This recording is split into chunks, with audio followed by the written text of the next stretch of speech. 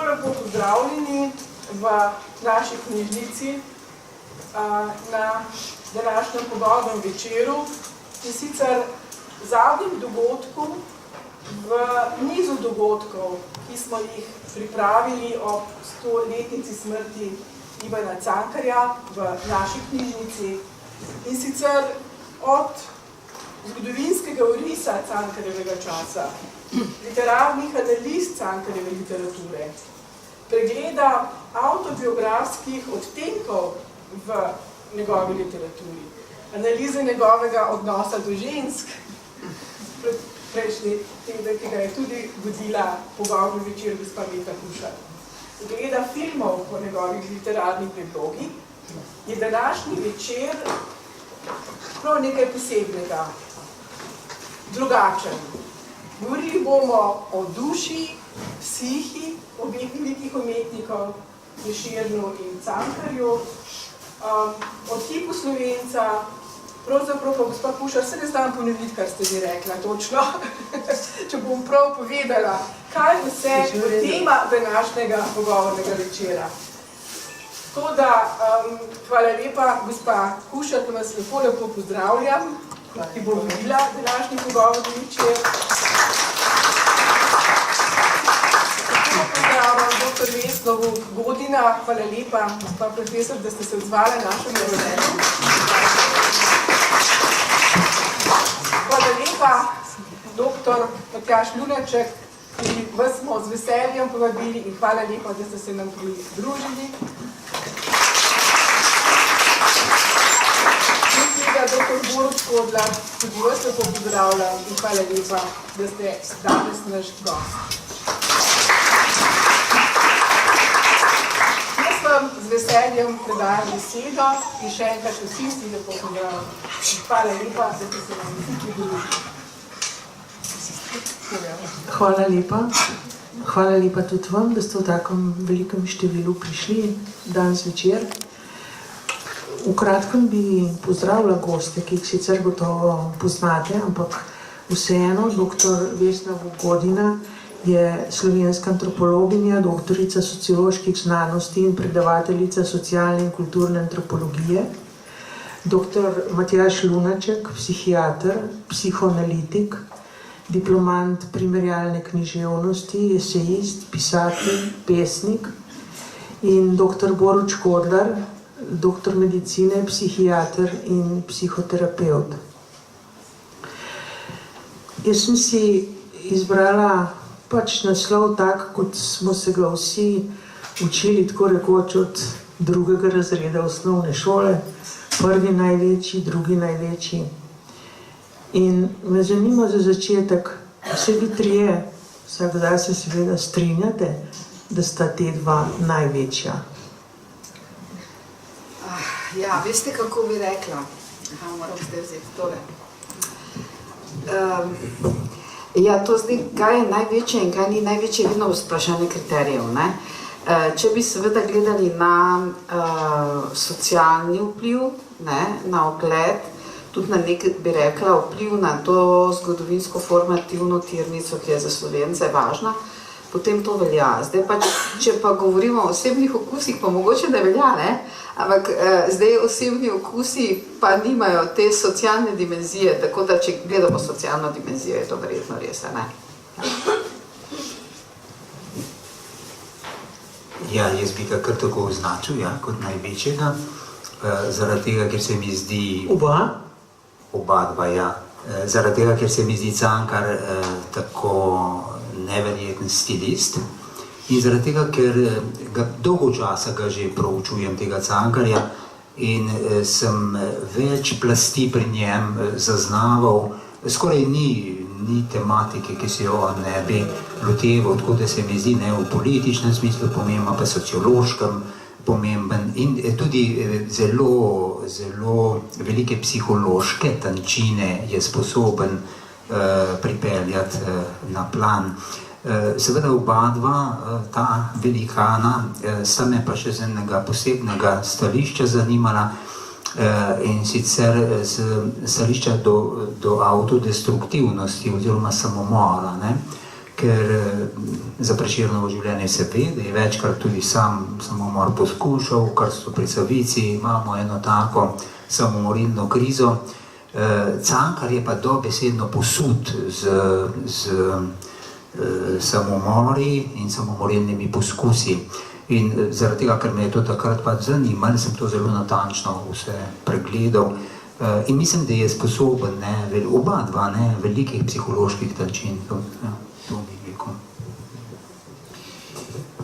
Ja, se pridružujem seveda temu, da je strašen vpliv obeh, tako strašen, da se spomnim, ko sem bral in tako v osnovni šoli in srednji potem, da sem veliko kasneje šele kaj od tega razumel. Z enim takim je bilo posredovan, da je to tako veliko pa pomembno, da si takrat izgubil integrativne sposobnosti, da bi kaj tudi od tega razumel. Znal si marsikaj reproducirati, pa tudi tako povzeti kakšne vsebine, ampak tako dojeti prav to, recimo, do kakšnih tančin ali pa globin lahko pride svojo mislijo in en in drug in tako. To je tisto, kar res šele kasneje bolj vidiš in razumeš in te osupne še tako za ne druge. Tako da bi vsaj 2 plovbi, če ne 3 svojih branj lahko razbral. In ta zadnja, ki je zdaj tudi letošnje leto res obeležena nas velik dogodki in se zato marsikdo od nas verjetno se je kakšnega dela ponovno lotil brati, je res to, kako je en tak razgled, panoramski pogled na človeško dušo in usodo in zmožnosti odzivanja, kad ga imata in en in drug, res tako. Meni je primerljivo, recimo, ko sem se pred leti za Kierkegaardom bolj ukvarjal, ki je tudi bolj ali manj sam po ulicah Kopenhagna hodil in pisal svoje spise, ki so tudi, rečeš, kako je vedel, odkot je imel. Tako podobno se res človek ustavi lahko pri liku pravzaprav katerekoli drame, novele, romana Ivana Cankarja. Doktor Matjaž Lunaček je nekaj napisal, da je Prešeren bil in je veselo oznanilo, da je nadomestek za eminentno religiozno osebnost in je pesniški kraj. Se spomnite tega v enem od blogov? Tako, ja. Ja. No, to se mi je zdelo zelo lepo povedano, literarno, teoretsko pravzaprav, ne tako zelo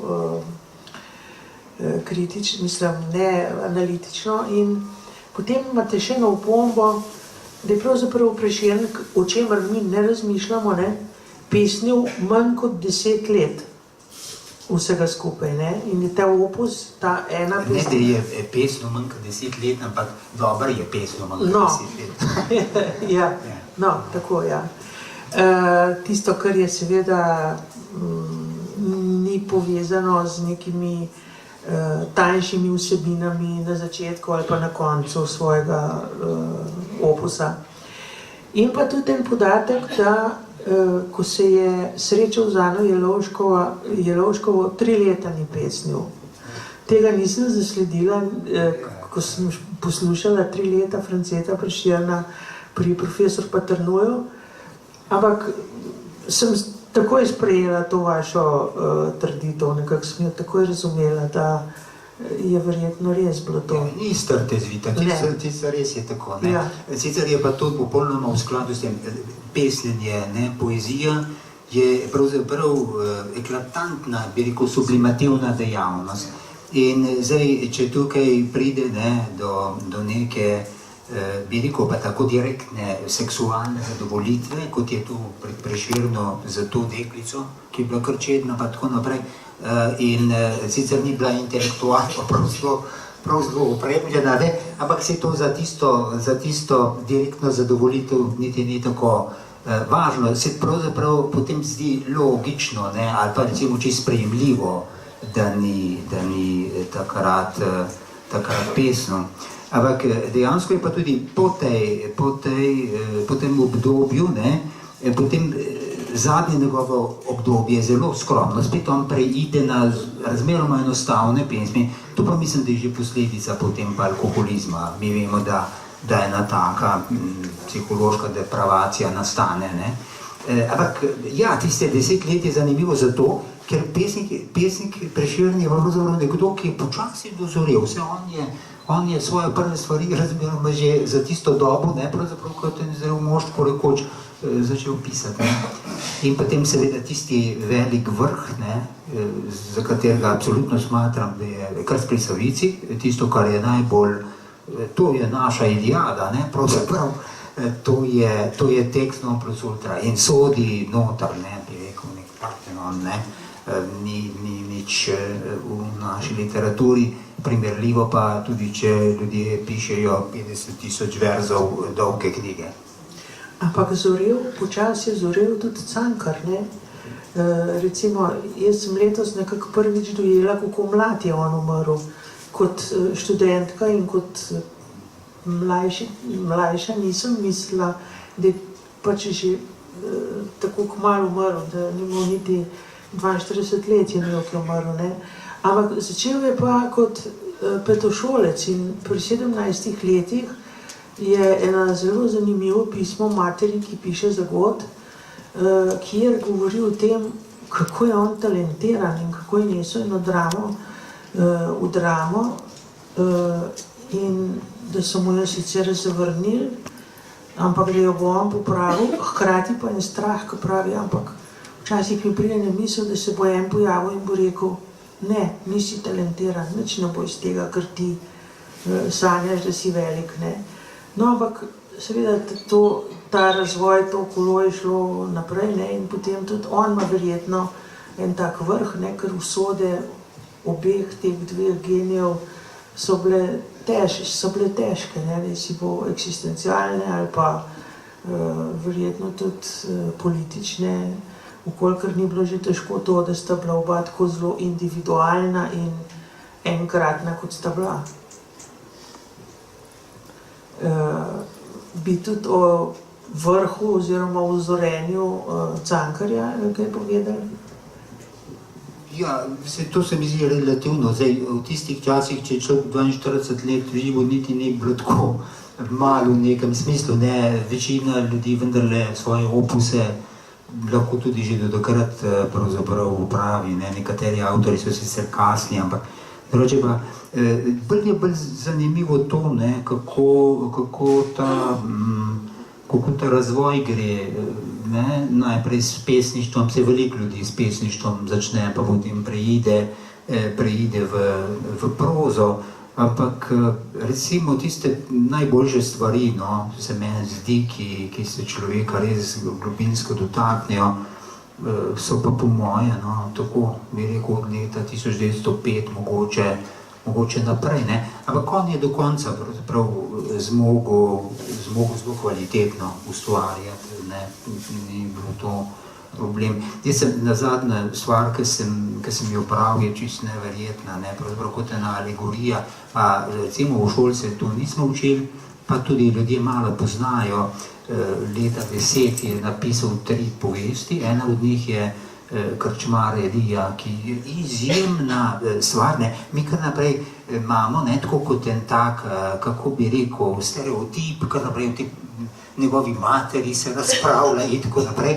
Tukaj pa ena zgodba, ki sploh nobena ženska not ne nastopa, razen dve zaročenki iz ene družine, ko potem fantje grejo iz iste doline ven, in je neka fantastična povest, pravzaprav propada enega podeželskega okolja, fantastično stilistično tudi urejena od naturalističnih elementov, pa tudi ekspresionizma. On je več, pa simbolizma. On je veliko teh pravzaprav, ampak zelo po moje spretno in kvalitetno je te stile kombiniral on, ne.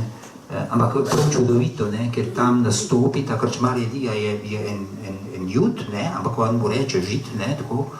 in okrog njega se splete. Pravzaprav za tisto dolino je ena tragična zgodba in potem pokaže eno zanimivo potezo Cankarjevo, ki jo je opazil tudi v neki drugi povesti, antisemitstvo. Ja. Tukaj so temu, on je in fizično, in psihološko, in v vseh smislih je ta krčmar Elija opisan, bi rekel skoraj groteskno, no? Na način seveda ekspresionizma, gre, roke ima kot ene kremple, pa njegova senca pada, ne vem, čez celo dolino in tako naprej. Tako da to se mi je zdi ena pravzaprav zanimiva poteza pri tako velikih avtorjih, ki najdejo za negativiteto nekaj, kar je zunaj, kar ni domačijsko. Tudi Jurčič najde pa Cigane, pa Turke in tako naprej. In to pa se mi zdi tudi v današnji situaciji, ki se s tem tujstvom pa tem ukvarjamo, predvsej aktualna zadeva v resnici. Ja. Pa spregledana malo pri takih avtorjih, ne bi pripisal, bi mislil, da bo malo več refleksije o tem, da stvari pa niso tako črno-belo v enem razcepu v življenju zasnovane. Čeprav Cankar je znal biti krivičen do marsikoga, pravzaprav dosti bolj kot Prešeren se mi zdi, ne si bo do, krivičen, da rečem mogoče preveč kritičen, no vse zadnje do oseb, kaj sve Maškrc recimo, Tudi Jurčiča ni porabljal, ja bi rekel, da tudi velik pisarni, zakaj ne čisto neumnost, Ja. Jurčič je res velik, Ja. Potem recimo tudi to v vseh teh pismih za denar je to vidno, kako široko so ta pisma letela in mislim tudi kako uspešen je bil in tudi pravzaprav bi mogoče rekla tudi malo hvaležen do tistih, ki so veliko dejali, pa zelo hud do tistih, ki niso nič hoteli dati, recimo, pa bi lahko dali, ker on je vedel, da bi lahko dali. Pa seveda do meščanskega sveta, ki mu pravzaprav ni bilo tako nenaklonjeno, kakor ga je on risal. Tako da tukaj se zelo razlikuje ta dva moža.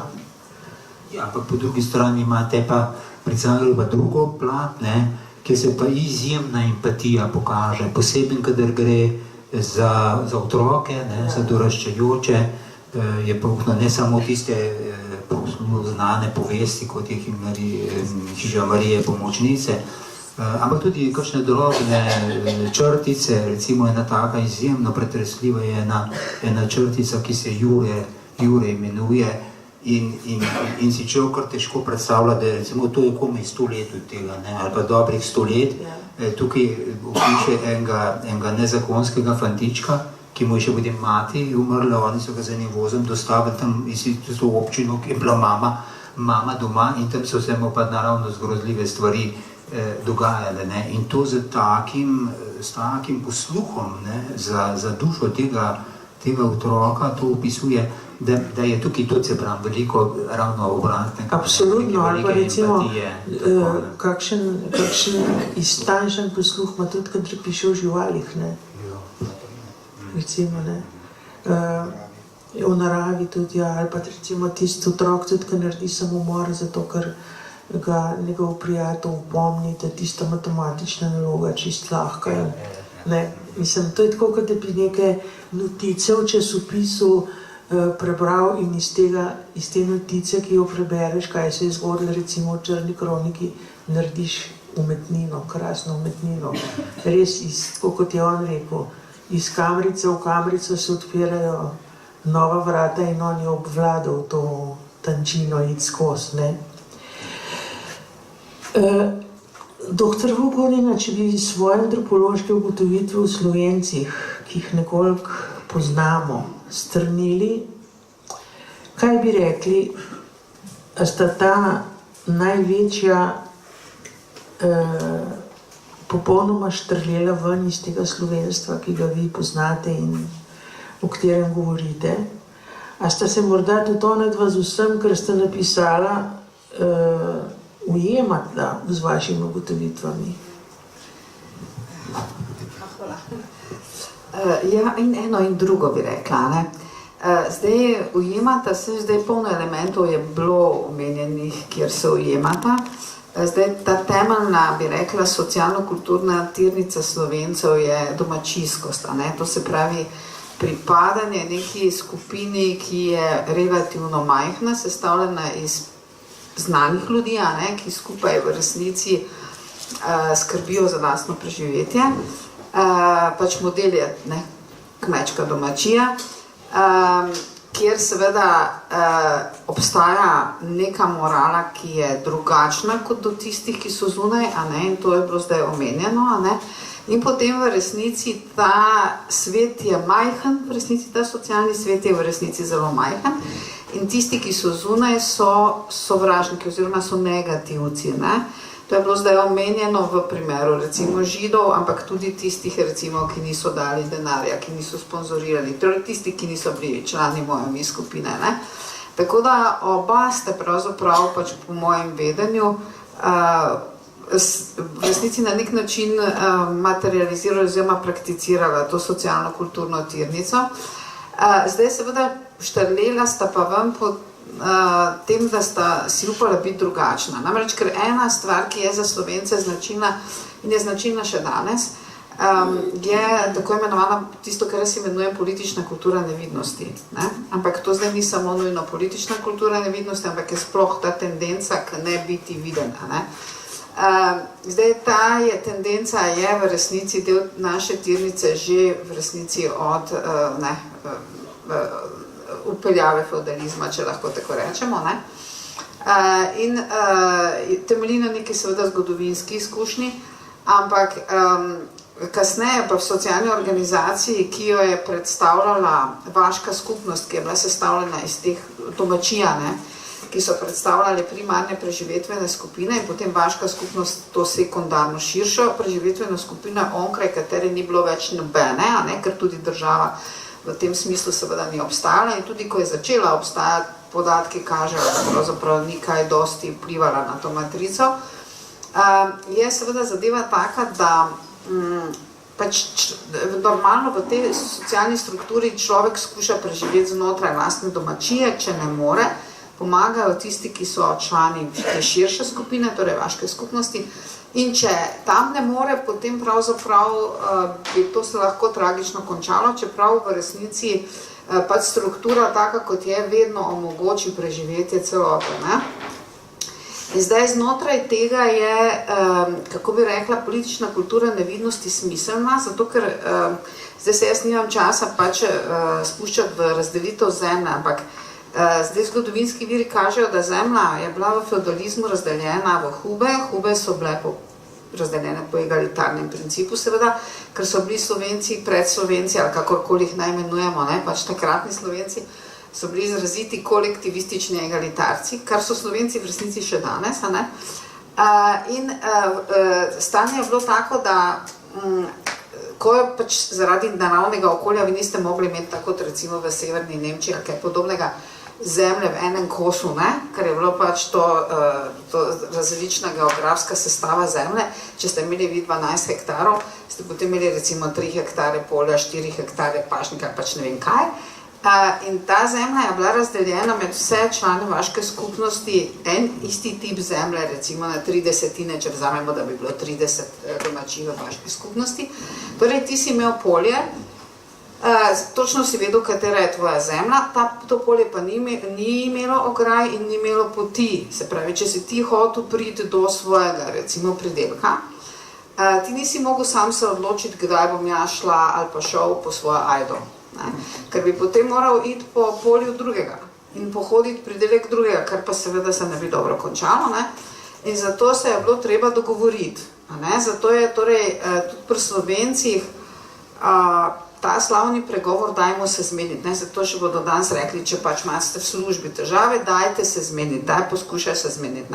To je zdaj ta, bi rekla, v resnici dogovorno pravo, o čemer je Wilfan zelo natančno pisal. In seveda ignoriranje formalnega prava po drugi strani, kar je tudi naša sedanja situacija, In torej, zdaj ste se torej vi morali zmeniti. Torej, zmenili ste se pa tako, da ste sklicali vaško skupnost.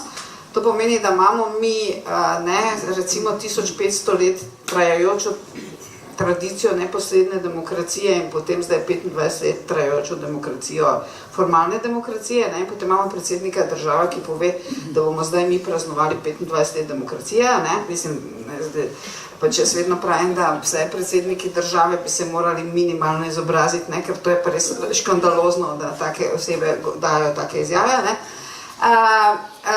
Pač v antropologiji ni ene kulture in ni enega političnega sistema in ni ene demokracije, ne? Pač in ne, mi smo pač imeli neko drugo.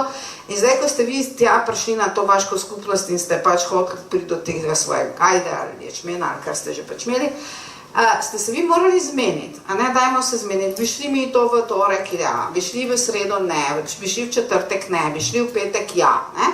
Se pravi, vi ste morali slediti temu, kar so drugi rekli, a ne. To je vodilo v ta tip psihološkega ustroja, ki ga mi v socialni antropologiji imenujemo kot drugim orientiran tip, in ona dva sta bila tipična primerka tega, ne. Tako da v tem primeru sta zelo tipična, ne. Ampak tisto, kar pa ni bilo tipično, je pa, da sta si upala biti vidna, ne? Ker zdaj v tej vaški skupnosti ni bilo pametno, da ste vidni, če ste se vi kregali z drugim, če ste vi delali stvari po svoje, če ste bili vidni, če ste bili drugačni, ne? Ste riskirali konflikt in če ste riskirali konflikt, je to pomenilo v praksi, da če boste jeseni brez recimo pridelka, vam ne bo nišče pomagal. A ne? Se pravi, zato, da ste lahko od sosedov oziroma od drugih članov vaške skupnosti dobili hrano, če ste jo rabili, niste z njimi smeli biti v konfliktih. In zato, da niste bili v konfliktih, to je zdaj še vedno tipična značilnost Slovencev, ne? Jaz sem v konfliktih. Ne?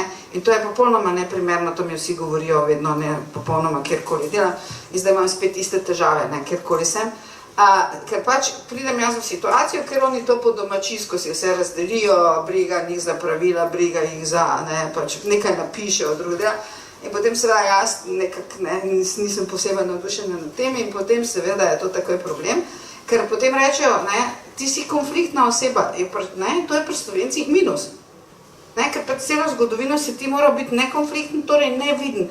Ker če si bil neviden, so te imeli radi in če so te imeli radi, si dobil hrano. Ne? Stvar je bila zelo preprosta. In ja, takrat, ko pač nisi imel svojega pridelka dovolj, če si imel svojega pridelka, ne? Ampak to nisi, pač če ste poljedelsko družba, nikoli ne veste, kaj bo čez 2 meseca, ne? Se vidite. Ne? In torej, to je bilo v resnici ta politična kultura nevidnosti, oziroma sploh kultura nevidnosti.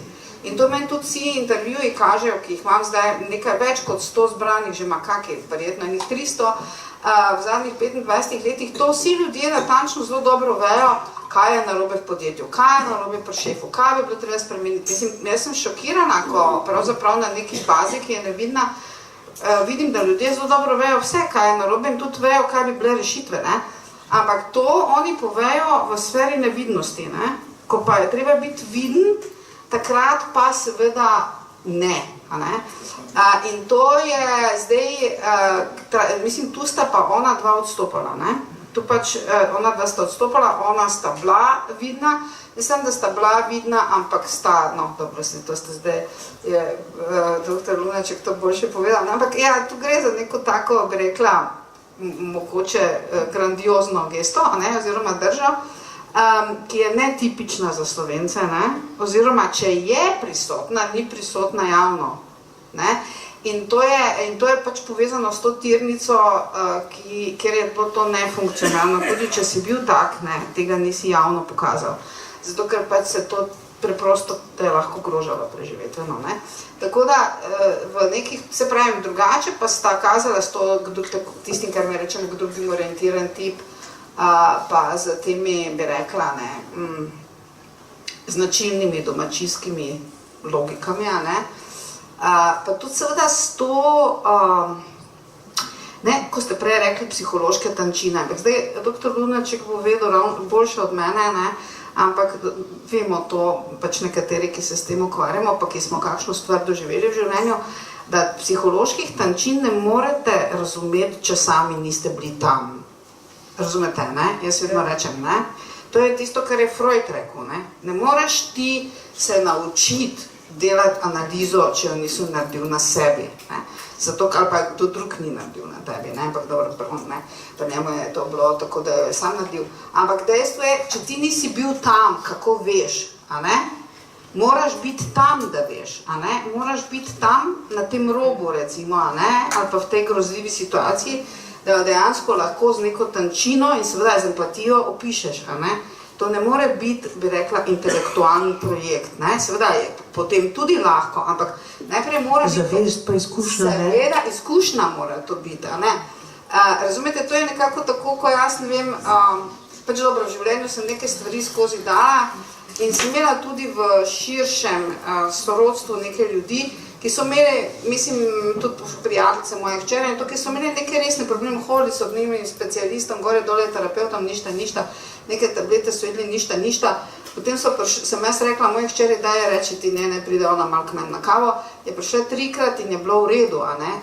Mislim, 3-krat je bila v redu, ni rabila nobene tablete več, zato ker, razumete, to je tisto, a ne, če si bil ti na tem mestu, prepoznaš, ne, razumeš to stisko, veš, zakaj gre, in tudi, ne, znaš povedati, zakaj gre, ne. Tu se jaz v tem smislu s Freudom zelo strinjam, ne. In mislim, da seveda sploh taki ljudje, no, mislim, tudi če gledamo pač druge literate v tujini in tako, ki so zmogli to prej omenjeno psihološko prefinjenost, ne pa empatijo, so morali hoditi po teh poteh. Ampak tudi v drugih stvarih je tako, da če si sam pot prehodil, če pot poznaš, jo lahko pokažeš. Normalno, to je tako, veste, meni je rekla neka terapeutka za cerebralne paralitike, meni rekla, od mojih hčera je fizioterapeutka, je rekla, vi ste edina oseba, ki bi lahko šolo za cerebralne paralitike v Sloveniji odprli. Zakaj? Zaradi tega, ker sem jaz celo to pot z mojo hčero prehodila, ne? Ampak sem jo res prehodila in jo še vedno hodim. Zdaj, to je drugače kot pač, a ne, če pač zapustite nekoga, ki bo to naredil namesto vas, a ne. Tako da to je pač sigurno res in tu pač ona dva, ja, seveda, ne, sta bila te osebe, ki so imele te, bi rekla, ekstremne izkušnje, čeprav moramo vedeti, da pač po količini oziroma po te stopni samomorilnosti, alkoholizma in tako naprej, ne, so Slovenci tudi kot etnična skupnost precej nagnjeni k tem izkušnjam. Ne? Zdaj, ali so to autodestruktivne izkušnje, ali kakve so, to bi zdaj lahko razpravljali. Ampak to je del te tirnice, tak drugim orientirana pač struktura je bolj odprta za odvisnosti, kot recimo k sebi orientirana. Tista, ki je pač, ne mislim sebi orientirana, to je introvertirana, ne, ampak pač kot recimo protestanti v klasičnem smislu, ne, ki imajo tak jasen moralni kod. Tako da v glavnem tu sigurno sta popolnoma tipična, se pravi, razen v tem, da sta si upala biti vidna. Ne. Tako da tu pa sta bila drugačna, ne, ja. Doktor Škodlar, tukaj vidim, da imate na papirju en pravi zemljevid, eno karto, kako ne rečem, celo globus, bi lahko rekla Ivana Cankarja. A bi nam lahko to malo razložili, te vaše poti, ki ste jih delali zadnje dneve in ekscerpirali to, v kakšne smeri je vse to šlo? Zelo različne, ampak ja, to bi vas zelo dolgo času, če bi vse tole, ampak par stvari, ki so mi bile takole istočnice, pa bi se tudi tlele našle, so, če je bilo pomenjeno veselo oznanilo na začetku, bi rekel, da je pri Cankarju žalostno oznanilo, ne vem, če si kje zapisal to, ampak ker je tako en tak, to se mi iz tega tudi izhaja, kar ste ravno rekli, tudi kaj je on od tega vse doživljal, ker se zdi, da res pozna neke, v tem smislu, od telesa navzgor doživete, da piše iz izkustev, da se tudi potem uživlja v velike, pri tem, da bi, ko rečem žalostno, ne mislim samo, da so liki žalostni, ker so pogosto, kar ni daleč od žalosti sicer, ampak agresivni. In da če zelo veliko agresije mogoče celo več kot hlapčevstva, po katerem je znan in se več o tem piše. Namreč posebej seveda agresije do enakih, potencialno nevarnih vrstnikov, pa na isti ravni, pa do nižje po trenutni presoji protagonista. In to se mi zdi, da je ena taka linija, ki lahko skozi vrsto likov s Kantorjem na čelu, seveda iz Kralja na Betajnovi in tako, ki ne povsem zasenči tisti drugi del, kjer je ta volja do moči in volja do nadvlade in volja do potlačiti drugega tako res izrazita. In tukaj se mogoče tudi lahko poveže s tem, kar ste ravno rekli, da vse, kar je v tej anonimnosti nasproti avtoriteti, tistemu, ki ima, tistemu, ki lahko mene kaznuje. Do tam sem ponižen in tako, ne, znotraj ostalega je pa ogromno. In tako se mi zdi tudi to, kar si prej Matjaž rekel v zvezi z njegovim opusom kot nekom, ki ustvarja res vedno v enem živem stiku s tem, kar se dogaja, kot so recimo podobe iz Sana, ne, kot tisto zadnje in že z tako doživetim stanjem duha, ki ga je napadla Prva svetovna vojna, če vzamemo Gospoda Stotnika ali Kostan posebne sorte, ali to življenje, ki gre iz smrti, iz tega res najbolj tragičnega možnega. Tako da se mi zdi, da on ubeseduje z eno pronicljivostjo, ki komaj lahko, ob kateri osupnemo, kot sem uvodoma rekel, res ti predvsem temačne plati človeka. Meni je bilo tako vsako delo, sploh verjetno zato, ker sem obtežen tudi z veliko težkimi zgodbami, takole skozi leta. Meni je bilo grozno težko pred Hišo Marije Pomočnice, da si omenil prej. Tako komaj sem obračal stran po stran in tam me presunali še nekaj mogoče, to kar sem že nakazal, ta aktualnost, ta smelost tudi, da je recimo opisal tam spolno zlorabo, tako da sem jo, zdaj ko sem imel predavanje o spolni zlorabi nedavno, lahko citiral v celoti iz Hiše Marije Pomočnice, ene od protagonist Tončke, kjer je tako napisano, da lahko vse simptome in celot, ne samo simptome, tudi tako, kako se je ta otrok počutil, povsem otrpel in nezmožen klicati ob tem, ko ga je nek očetov prijatelj zlorabljal redno. Ta nemi krik, ki je ostal v njej. Ali pa istospolna ljubezen, ki jo je prav tako opisoval med dvemi, prav tako Tončko in njeno sestro, oziroma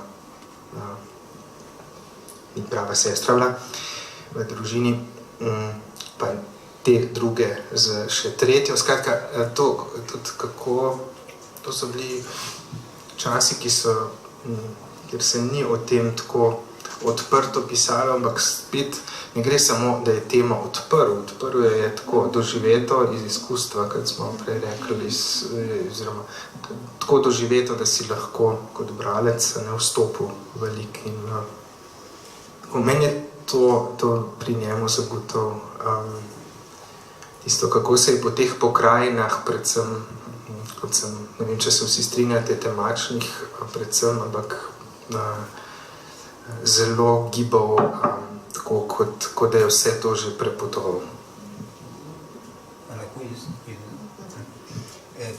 Zdaj, ja, ta plat, ki jo ti omenjaš, je res v nekaterih delih zelo močna. Ampak, če se pa naslonimo v nekem smislu na psihopatologijo, pa pri Cankarju izrazito najdemo to, da način, kako so zgodbe zasnovane in vse, je to manično-depresivna zadeva. On zelo veliko zgodb ima, ko se razpoloženje, recimo, to je pa tista druga plat, zelo svetla, on opisuje naravo, vse tiste barve, ne vem kaj vse, in potem se pa ena črtica je tako tipična, ob preščicah se reče, ko grejo eni otroci, vsi veseli, takšni nadolžni in ne vem kaj, grejo nekaj nabirati, ne? In potem sredi tiste povesti se stvar popolnoma spremeni v absolutno depresivno reč, vse je oblačno, vse je deževno, vse je blatno in tako naprej, ne? In dejansko v psihopatologiji to nimamo samo te dolge valove manično-depresivne, ampak tudi take kratke, ne, ki se v enem dnevu lahko zgodijo. In potem pa seveda, ne, prej, ko sem rekel, kako fantastičen stilist je on, jaz sem se en čas s to njegovo manično-depresivnostjo malo ukvarjal in sem si izpisoval iz črtic in posod, kakšne barve uporablja za nakazanje te ali pa one od teh dveh manične ali pa depresije, ne? In dejansko imate, ne, na tisti manični ima rdeče, pa oranžno, pa ne vem kakšno, ne, ali to ne bo, pa sonce sije in tako naprej. In potem te barve absolutno zatemnil, črne in temnosive in ne vem kakšno še vse. Tako da je v bistvu on, po moje, neka razpoloženja, ki jih je doživljal, zelo spretno stilistično znal uporabiti. To je ena taka, bi rekel, psihopatološka reč. Druga je pa to, ne vem, koliko poznate ljudje, no, ampak eno njegovo delo se imenuje Volja in moča, ne, in je sestavljena iz enovodne zgodbe in potem so še 3 zgodbe in vse se samomorom končajo. In tam je tudi tisto, ki je tisti dijak to opombo, ne, imel, da pri nalogi ni tako napravil in potem on reče, če nisem prvi, sem zadnji in potem dejansko ne, se potem utopi. Tako. In potem, ne, to je pravzaprav pa to zanimivo, da izvede Cankar dobesedno tipologijo samomorilnega človeka in to razdeli med tem, da obstajajo ljudje, ki imajo veliko volje in veliko moči, to so ponavadi kakšne takšne, tiste prominentne osebe, ki se niso skrite, ne? In potem seveda za take osebe on si kar sposod tuja velika imena, recimo Leonarda, pa Rafaela in tako naprej, ne, Michelangelo. Potem pa pravi, da no, in ti so pa zdaj psihopatološko problematični, ki imajo veliko volje pa malo moči, ne, in ti so strašno stremljivi, hkrati pa tega ne morejo doseči, ne, in tukaj se najdejo potem vsi tisti, ki recimo bodo samomor lahko poskušali. In potem seveda tretja kategorija takšnih običajnih ljudi z malo volje pa malo moči, pa gurajo svoj življenje, kakršen pač je, no. In tako on to tipologijo naredi, pa to zelo zanimiv, ne, ko so pa kritiko naredili tele knjige, se pa ne vem, ali bil Zarnik, ali kdo, eden od teh literarnih kritikov se pa spotaknil in je rekel, da ta poimenovanja niso dobra, da tudi ne gre za voljo, ampak za željenje, ne. Zanimiv, da je kritik je uporabil bolj adekvaten izraz kot on, no. Ampak zanimivo, da Cankar v tako tipologijo se pravzaprav spusti in hkrati pa seveda to po moje zanimivo, ne, predvsem za temi samomorilnimi izidi, ne, to sem pa že povedal tam na televiziji, da v Cankarjevem času je koeficient samomora bil zelo nizek. Veste, kaj so takrat ljudje delali? No, s tem so pa vendarle tudi izstopili. Pobijali so se med sabo, morili so se, umorov je bilo precej več, kot jih je zdaj, samomorov pa manj. In neke avstro-ogrske statistike kažejo, tudi bilo, koeficient je bil okrog 6, ne, in tako naprej, pa vemo, ne, da je narastel na 36 in ne koliko, ne. Skratka, se je ta reč obrnila. In nenavadno je to, ne, da tak senzibilni umetnik toliko prej pravzaprav zazna neke probleme v družbi in kako jih ljudje seveda rešujejo in jih seveda tudi zna dobro ubesediti, no. To je Mogoče k temu opažanju dodamo lahko še to, kako Cankar uporablja smeh in kako ima rad smeh v določenem obdobju, posebno ženske, da se smejejo in je zelo vesel, kadar se smejejo, zvonko se smejejo, ne. Potem pa v določenem času, ko mu gre to na živce. Ne? In to se lahko zgodi že zelo, recimo hlapci so zelo tako delo, kjer se vse zelo hitro dogaja in tudi kjer imamo te vidne in nevidne že v okviru teh hlapcev razporejene. Ne? Že tukaj pride do tega, da se med sabo zelo agresivno obdelujejo, recimo, ne? Kako skočijo na hvastijo in potem kako on to nazaj, pa tudi ta smeh z njo, kako mu učita, da zakaj se najprej mu je bilo všeč, pa svetle pentle, pa to zdaj pa je, ne, tako. Žida Naruto, pa svetla pentla, pa smeh, to je ta manični del. Ja, ne. Zdaj ste kar končali, dr. Škorlar, veliko je še tukaj stvari, dajte nam še kaj razkriti. Mogoče še na drugi strani tudi. Kakšne like verjetno, kaj ste imeli še v mislih? To tako iritira, ta blazna mapa, tako bliz sediš. Sej, mislim, zanimivo je, ne, sej sem tam pri vaju dveh sem iskala drugot, ampak tukaj mi pa prav v oči bode, a ne, vse tudi vama. Vse tam posebej, res je. Ne? Kaj je še tukaj tazga? Ker to je, mislim, a veste, to je za mene, sem sicer slavistka samo, ne, in sem se kadar sem se ukvarjala s temi stvarmi pri literatih, bi bilo tudi bolj, da bi bila nevidna, ker sem bila preveč vidna. Ker to ni bilo dobrodošlo, primerno in tako naprej, ampak ker me to zanima, sem kar ustrajala. To pa je problem, ne, velik, ne, pri slavistih, pred tem, ki se pač ukvarjajo, recimo, s Prešernom, je recimo, da samo intuitivno lahko zatipljajo na to psihološko področje, nekateri bolj uspešno, drugi manj, ne, ampak to dejansko je problem, ne, vsak se poskuša s tem spovedati, ampak recimo prav pri vašem profesorju Peternuju se je to videl, ko ima recimo neka poglavja, ki so o verzu, o stilu in tako naprej, je fantastičen Peternu, ne, pa se pa spusti na psihološko področje, je pa nerodno, ne, takole, ne, ja, to je problem.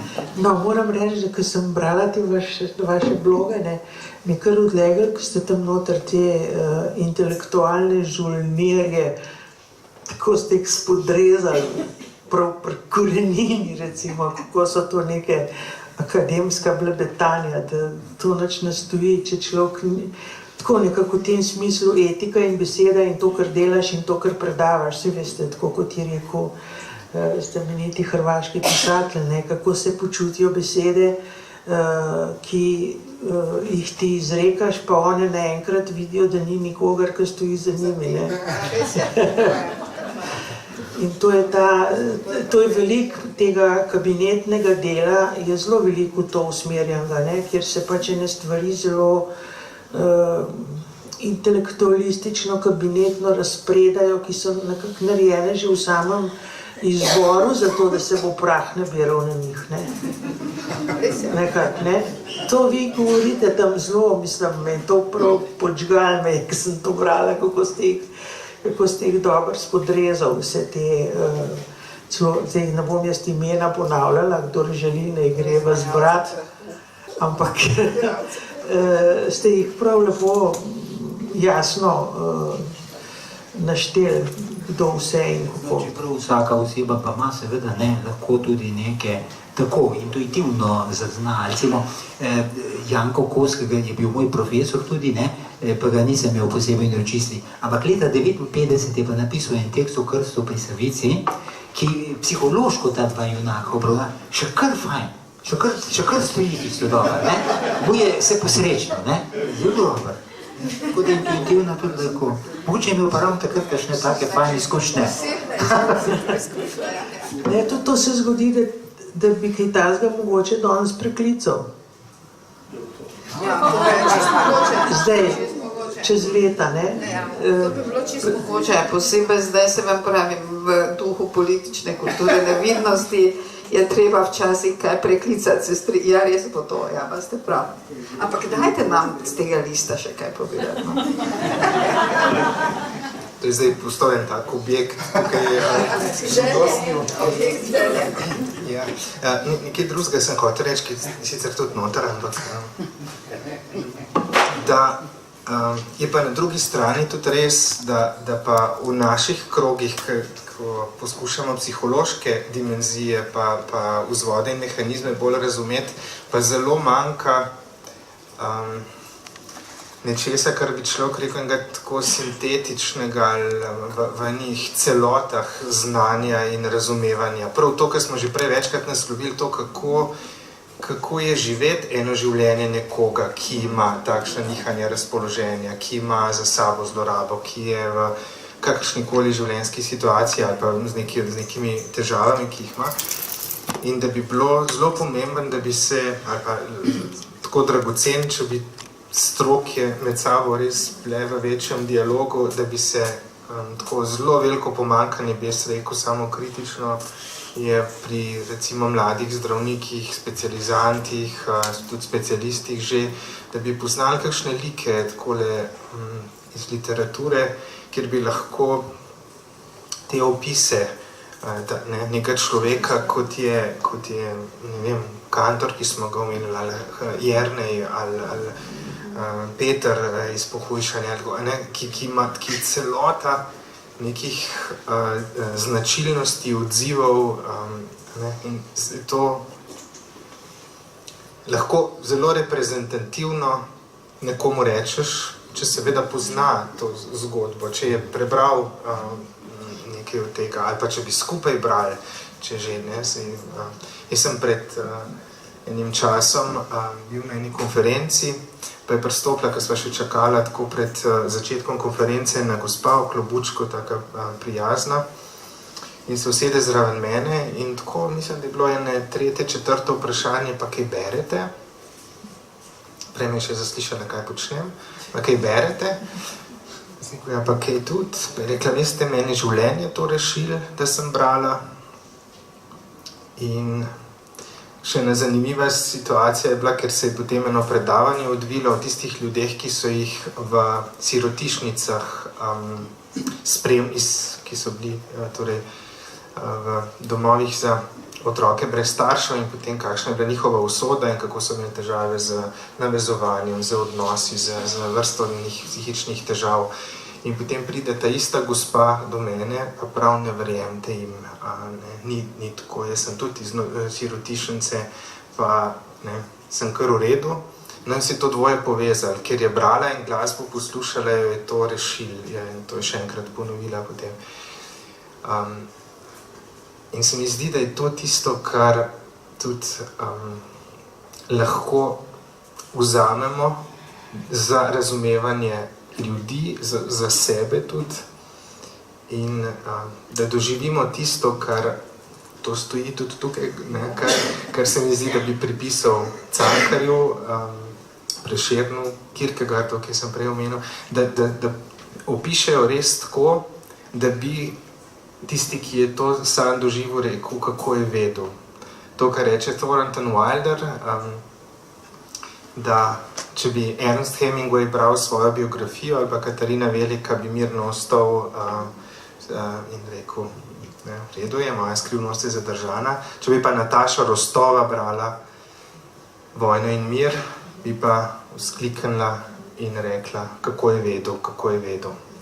In tako, ta del se mi zdi, da je tisto, kar bi ga tudi v obratni smer, da bi bilo za oboje zelo dobro, če bi se več srečevali in pogovarjali. Hvala lepa za to ugotovitev, zato ker že v 70-ih letih sem študirala, bila zelo aktualna interdisciplinarnost na fakulteti, ampak v trenutku, ko si jo pa želel prakticirati in aplicirati, pa že so bili samo še 3 profesorji mogoče, ki so dovolili in so se tega razveselili. Tudi jaz imam tukaj še en list, ura je že velika, ampak vseeno. France Prešeren je bil nedvomno elitist, ne. On se je spričkal z mnogimi in še njegov prijatelj Čop, ker je bila takrat pač tendenca, da bi se pisali za ljudstvo, ne. On je pa rekel, da to ne, ampak da se piše za elito in tako kot Petrarka, tako kot klasiki. In dejansko se mi zdi, da tudi Cankar je bil že takoj na začetku tam pač to pismo, ki ga piše materi, me zelo presenetilo, že ko sem ga prvič brala, zdaj, ko sem ga pa ponovno, pa moram reči, da še bolj, kako je lahko en 17-letnik tako prepričan, ali pa mogoče, da si ravno pri 17 letih prav lahko tako prepričan, pa mogoče kasneje nisi več lahko tako prepričan, ne. Ampak, kaj vi trije mislite o tem, da sta oba imela jasen namen s svojo umetnostjo, da bosta dvigovala zavest bralcem? A sta kaj mislila na to? Jaz mislim, da tukaj se te dva avtorja razlikujeta v resnici. Mislim, da Prešeren si je dejansko se v narod naložil v resnici na rame, ne? In je mogel mnoge zaostanke on na nek način nadoknaditi. To pa v resnici Cankarja ni čakalo. On je imel kar dobre predhodnike, ki so že veliko dela opravljali, pa zelo talentirani. Prešeren pa v resnici ne. Kaj pa zdaj, lahko tiste Vodnikove pesmi beremo, pa tako naprej. Ampak to ni, ne. Prešeren je, kot bi rekel, v enem blaznem teku, ne, ulovil, ne, svoj čas in jaz mislim, da je on enako genijalen kot Puškin ali pa katerikoli drug romantičen avtor, ne. Ampak Cankar se vam zdi en borec za zavest? To pa brez dvoma, ampak na vseh teh nivojih, ko smo poprej rekli, socialnem, političnem, psihološkem in to brez dvoma, ne, ampak on je imel že pred seboj kar dobro, no, bi rekel, kar dobro, to politično bazo, ne, tam so bili, kaj, se v tem je bila vrsta ljudi, ki so študirali na Dunaju, recimo v Juržičevem času, ne, zdravnikov, onih, pravnikov, filologov, klasičnih, ki so ne, kot eni mladoslovenci pravzaprav tam delovali, ne, in so ogromno že napravili poprej, ne, da so tudi recimo v avstro-ogrskem parlamentu je bila ta slovenska skupina zelo močna, ne, in ker je bilo to podprto, seveda tudi, vse so tudi Čehi imeli neke mlado Čehe in tako naprej, ne, in oni so se počutili nenadoma popolnoma suvereni in enakopravni, recimo za nemško skupino v tem parlamentu, ne, so tudi bili sposobni tam slovensko govoriti in tako naprej, ne. Skratka, tu je bilo zelo veliko postavljeno že seveda, ne, takšen občutljiv avtor, pa zagotovo zavest potem naknadno dvigne še, če sam pogledamo vse ta področja, ki niso bila tako opisovalno pokrita. Zdaj bi vas rada še malo zapeljala v sodobno slovensko literaturo, vsaj malo tako, če bi primerjali, ne vem, koliko berete slovenske pesnike in pisatelje, recimo, ne. Ampak recimo, je danes še vedno v glavnem pomembno isto, to se pravi ta zavest, je ta prešernovska ali pa cankarjanska struktura v zvezi s literaturo še aktualna, ker mnogi teoretiki pravijo, da ne, da danes umetnost lahko počne, kar hoče, da je popolnoma lahko razvezana, da nima nobenih obveznosti več, ne, razen pač umetniško je pa danes spet tisto veliko vprašanje, kaj je dobra umetnost, ne. Kaj bi pač po vaše bilo, recimo, da je tisto, kar umetnik oziroma umetnost najbolj rabi skozi čas do današnjega dne, da je to pač vedno mogoče ena ista stvar ali je druga.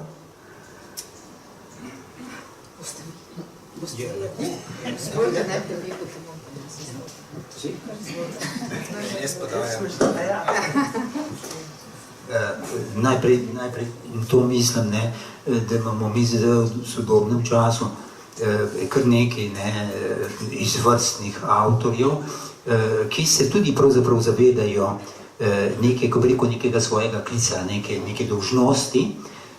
Recimo, en tak primer se mi zdi brez dvoma Vlado Žabot. Vlado Žabot je lansko jesen napisal eno knjigo, ki se reče Sveti boj, ki na en fantastičen način pravzaprav te medvojne konflikte prinaša na dan, potem držo ene osebe spričo tega, ko se znajde nekdo recimo v neki kritični situaciji, in potem pa seveda tudi en poseg v presežno, to, kar imamo pri Prešernu, recimo tako izrazito, ko se pri Žabotu, recimo v tej zgodbi, nekaj popolno ganljivo pretresljivost se odvije ta roman. Drugače pa gotovo to, kar ste vi rekli, da so neprimerno literati svobodnejši, ni treba se jim takih nalog nalagati, in potem seveda veliko eksperimentirajo, se imate takšne brikolaž literature, ki zgodbe v zgodbi, pa kratke zgodbe v romanu in tako naprej, kjer so lahko nekateri deli, vse ni treba, da jih beremo kot celoto. Štegar je napisal eno takšno knjigo sedaj, ki Never End, kateri je vam toplo priporočam. Noter je eno veliko število kratkih zgodb, ki jih eni kaznjenci pišejo, in nekaj je kolosalnih kratkih zgodb noter, ki po moje sodijo, in Žabot tudi, on sodi v vrh evropske literature, sem prepričan. Po stilu, po vsebini, povsem, ni jim pa treba, vsakem, literatov imate ogromno, pa pesnikov pa še več, se pravi, da... Sem si želela, da to poveste, to bo koristno, da bo šlo to lahko v javnost, kar ne govorite. Jaz bi se navezala na to, kar ste vprašala, zdaj je umetnost bolj svobodna ali umetnost lahko počne, kar hoče in tako naprej. Seveda, mislim, duh neoliberalizma, ki je v resnici zdaj ne vem, koliko jih je gledalo Bohemian Rhapsody, ampak ta duh časa, ki je v resnici takrat v tistem trenutku pomenil upor nekim strukturam gospodstva, in ki se je zelo hitro spremenil v prevladujoči duh kapitala. Torej, lahko počnemo vse, kar hočemo, in to je isto kot svoboda. In ki ga je Žižek zamejil z enim stavkom, ki je rekel, da ne se edina leva pozicija to, da stopiš na pozicijo zakona. Zdaj, kaj to seveda za umetnost pomeni, je drugo vprašanje, ampak jaz bi rekla, da seveda počne lahko vsak, kar hoče, ampak tisto, kar ste vprašali, kakšen pomen pa to ima, mali nehaj, mali zdaj voha psičko, ki se goni, ki jo ima doktor Lunaček. Sedi ti, zdaj to mali. Sedi, se rekla. Namreč, jaz bi pač dala mogoče iz mojega zornega kota, se pravim, bi rekla, tisto osebno literarna zadeva je druga stvar, ampak recimo čisto tako iz moje discipline. Umetnost je za antropologe umetnost, kako bi vam rekla, vir. Enako kot je vir, recimo vir v arhivu. Zdaj bom dala primer. Če recimo, pač vemo, da recimo naše mame so oboževale Casablanco. In zdaj, če jaz dam gledati Casablanco mojim študentom, oni nimajo, več se ne morejo konektati s tem, to je čist drugi svet. Se pravi, to je v resnici materializacija neke logike, nekega libidinalnega ustroja, nekega razumevanja sveta, nekih vrednot, ki je ostala, in že takrat, ko je to izginilo. In umetnost ima ta potencial, kako vam rečem, da proizvaja take okamenine, če hočemo, ampak v dobrem smislu. ker mi v človeškem smislu lahko dojamemo, kako so ljudje takrat živeli, kako so čutili, kako, ne. Jaz vedno rečem pač študentom, ki pač seveda oni več ne berijo, ne, oni so že pač funkcionalno nepismeni v glavnem. Ampak ne, glavno, ne, kar seveda mene hudo moti, ne, ampak dobro. Ne, potem jim rečem, bomo si pogledali Casablanco in potem bomo pogledali si recimo drug film, ki govori o ljubezni, Love Actually, recimo, ne. Torej, oni Casablanke, ni čist jasno, ne, medtem ko penzionistom je seveda jasno, ne, medtem ko zdaj Love Actually pa razumejo, ne, in potem rečem, no dobro, zdaj pa gremo gledati socialne matrice, ne. Kako se je tam vedel moški, kako se je vedla ženska, kdo je dal pobude, kdo je koga lovil v končni instanci, če hočete, ne, ker v Love Actually vedno ženske lovijo moške, ne, brez izjeme, a ne. To je zdaj ena od tistih čudovitih nalog, ki nam jih je emancipacija naložila, ne. Poleg tega, da nosimo tangice, se izobražujemo v raznih pozicijah seksualnosti in mislimo, da moramo celo življenje zgledati, kot da smo stare 13 let, ne, to zdaj pač so te čudovite pridobitve emancipacije, ne, ampak hočem reči, ne, in potem jaz rečem študentom, a vidite, zdaj imam recimo medkulturno analizo družb, jaz jim nam razlagam, dobro, Japonci pa to, ne, Japonci pa to, zdaj čist drugo pa to, in oni ne razumejo nič, potem pa prinesem film poslavljanja, a ne, in dam film, ne, in potem jim rečem, vidite, prvi kader, ko pač imamo mi nekoga, ki je mrtev, ne, torej se recimo družina z njim ne ukvarja, ne, torej pride nekdo drug in potem, ko ta drug hoče v resnici izvedeti informacijo, mora iti po celi družinski hierarhiji, ne gre direktno, torej ni hierarhičnih odnosov, ne, pač horizontalnih odnosov, ampak so samo vertikalni, ne. In potem oni razumejo, ali pa jim dam prej omenjeno Vojno in mir, ne, ampak ono klasično rusko, to mi dve poznava, tisto klasično, ki je za mene edina prava ekranizacija, kot ste prej to omenili, ne. In potem jim dam ameriško, recimo, ekranizacijo in mi rečem, vidite, da je to, ne, potem, ko, mislim, najprej trpijo 6 ur in mi govorijo, dajte vi nam povedati, zakaj moramo mi to gledati, ker oni mislijo, da se film gleda zato, da jim je všeč, jaz rečem, ne, vi ga gledate kot dejansko evidenco, ne, umetnost ima zmožnost okameniti nek čas in ga narediti vidnega onim, ki ne živimo v njem več, ne. In potem, ko seveda pretrpijo 6 ur in potem že več ne vejo, zakaj so to sploh gledali in tako, in potem dam ameriško različico v 2 urah, ne, ura pa pol, in potem že, ko vidijo, kak Nataša zgleda, ko vidijo, kako to, so čisto zgroženi, kak je to mimo, ne.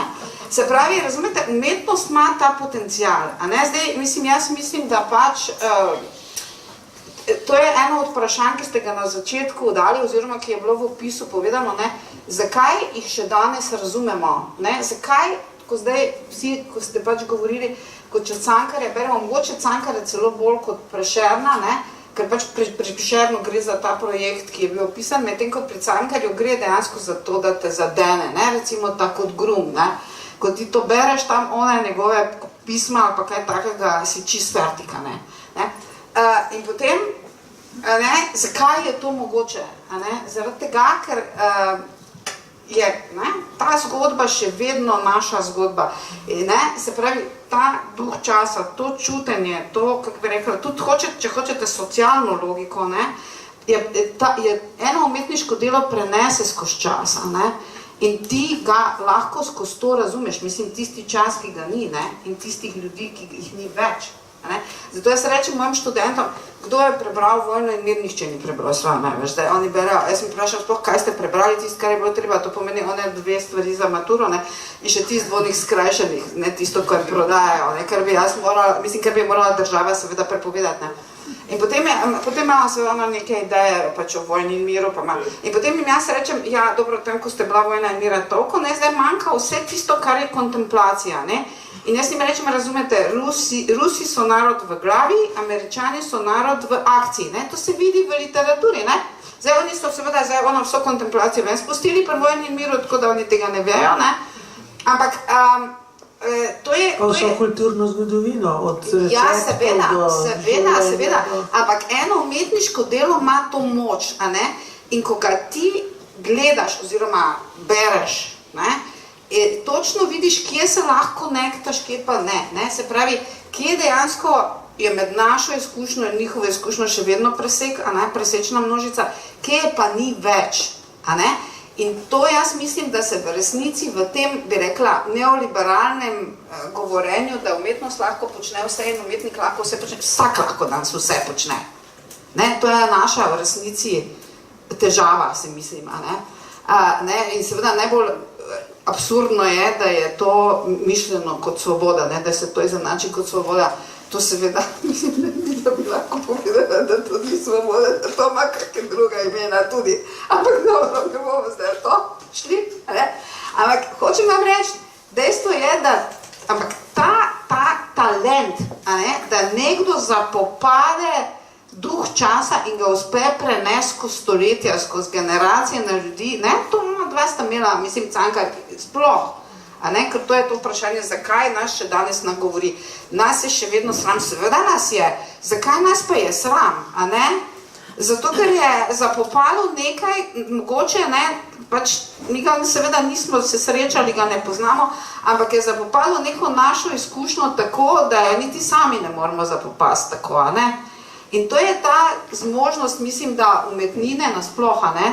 Zdaj je lahko to filmska, lahko je, mislim, jaz to študentom dam na filmsko, oni so bolj pač, bi rekla, oni so bolj v nečloveških medijih verzirani, ne, in zdaj pač edini človeški medij je knjiga, zdaj drugi niso človeški, čisto najbolj, čeprav jaz filme obožujem, ne, ampak pač filmi so na ravni konkretnega mišljenja, torej njim lažje dojemljivi, ne, zdaj, ko oni vidijo tisto Vojno in mir, še gledati ne morajo 6 ur, kaj še le, da bi jaz zahtevala, da jo berejo, ne.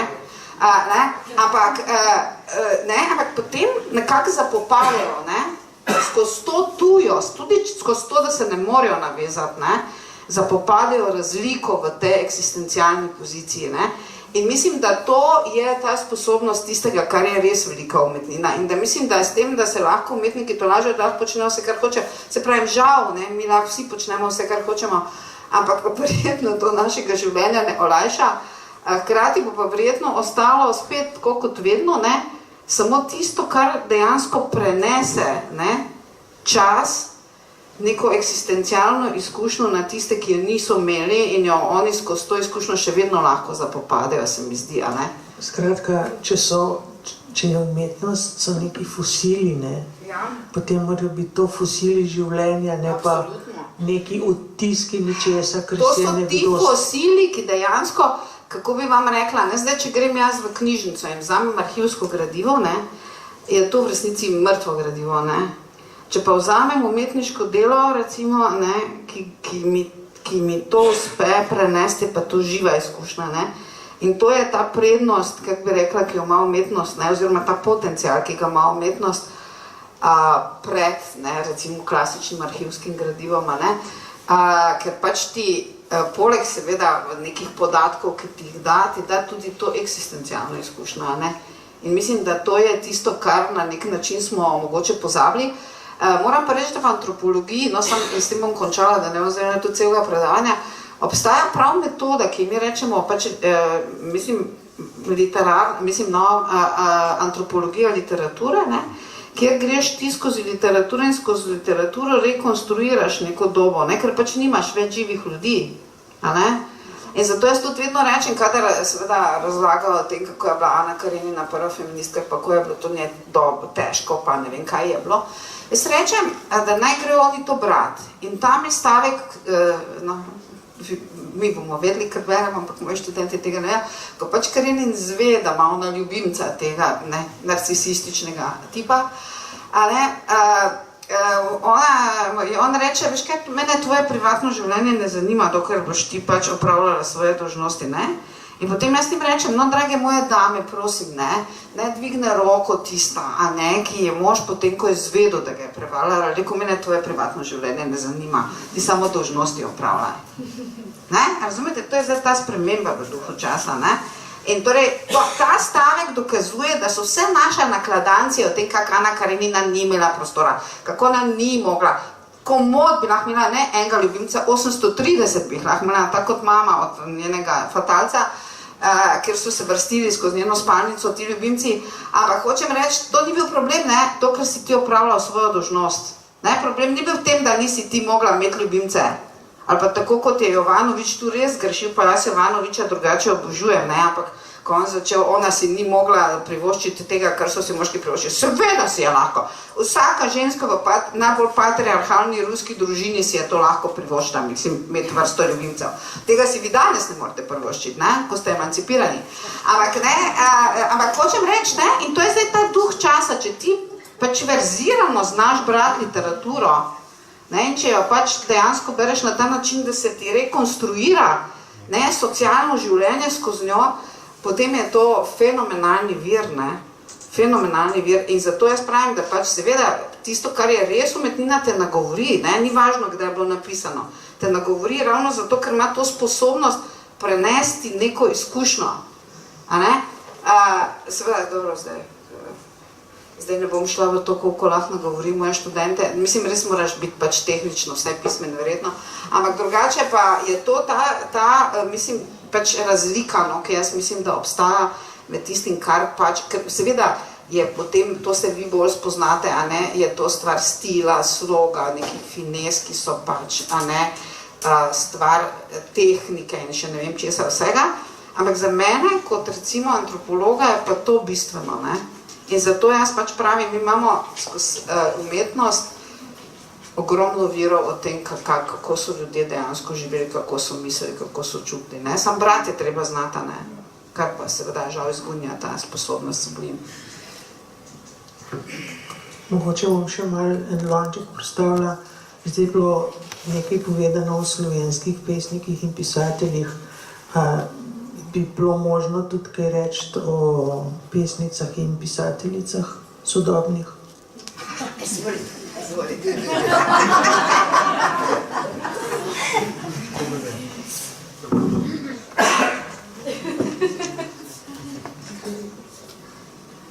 Mislim, glede na tisto gospo, ki je rekla, berite, ne. Ja, ona mi je Uncetova tudi priporočila v branje, kot eno tako, ki je pomagala preživeti. Gospa let naših staršev, ne? Tako. Ja, vse to so brali takrat. Hotel sem se na nekaj navezati, pa so pesnice in pisateljce tudi pri tem vključene, da se mi zdi, kar umetnik, umetnica prinaša in kar bo ostalo za zmeraj, če bo ostalo človeštvo in če bo ostala umetnost, je to, da vidi nekoliko dlje ali pa več in da se zato tudi ozremo. Seveda, ker zna tudi vrhunsko ubesediti, ampak zato, ker nam pomaga ozavestiti, videti stvari, ki jih ne vidimo.